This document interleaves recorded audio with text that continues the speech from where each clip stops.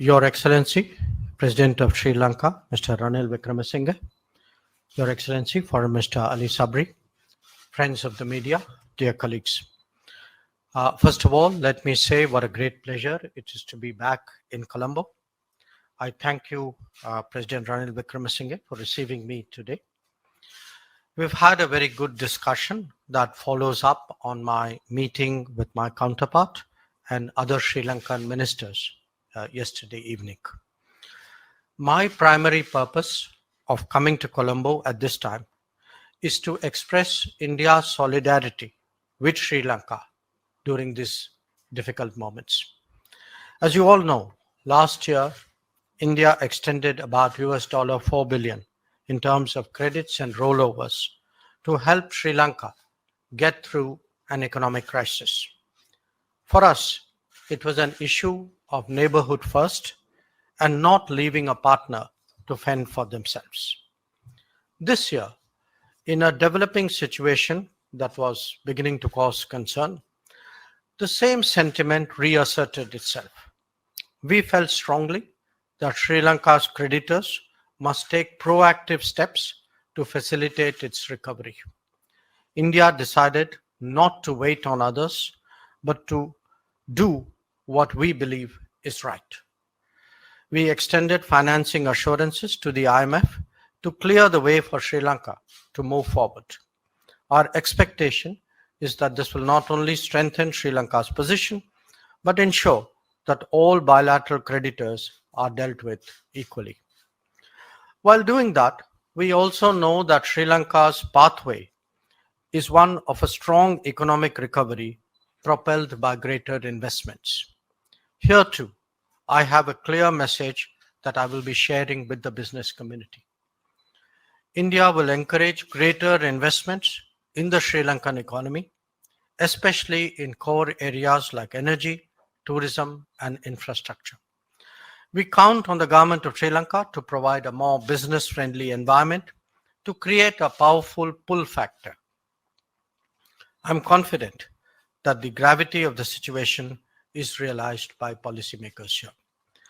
Energy security is today one of Sri Lanka's most serious challenges. A search for solutions must necessarily encompass the larger region. Only then will Sri Lanka get the full benefit of scale. This country has enormous renewable energy potential that can become a sustainable source of revenue. It has the capability as well for Trincomalee to emerge as an energy hub. In its support for Sri Lanka, India is prepared to be a reliable partner on such initiatives. We have today agreed in principle on a renewable energy framework that would take this cooperation forward. Tourism is the lifeblood of the Sri Lankan economy.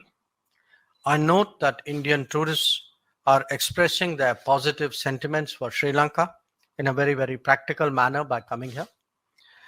But there are many more steps we can take to make this sustainable. Strengthening connectivity and promoting travel is therefore a very high priority for all of us. Definitely, encouraging Indian tourists to make RuPay payments and utilize the UPI would be most helpful in this regard. In a turbulent world, it is essential that India and Sri Lanka steady their trade.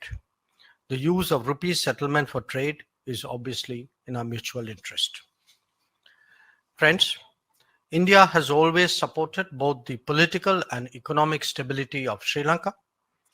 The President briefed me on the question of political devolution and his thinking.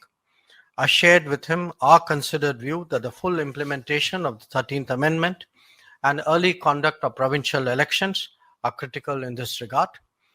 Durable efforts towards reconciliation are in the interests of all sections in Sri Lanka.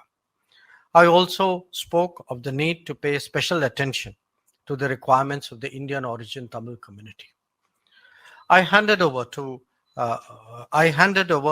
Prime Minister Narendra Modi's invitation to President Ranil Wickremesinghe to visit India at an early date to discuss how our partnership can facilitate Sri Lanka's strong recovery. I once again thank the President for receiving me. I would like to underline that India is a reliable neighbor, a trustworthy partner, one who is prepared to go the extra mile when Sri Lanka feels the need. My presence here today is a statement about Prime Minister Modi's commitment to neighborhood first. We will stand by Sri Lanka in this hour of need and are confident that Sri Lanka will overcome the challenges that it currently faces.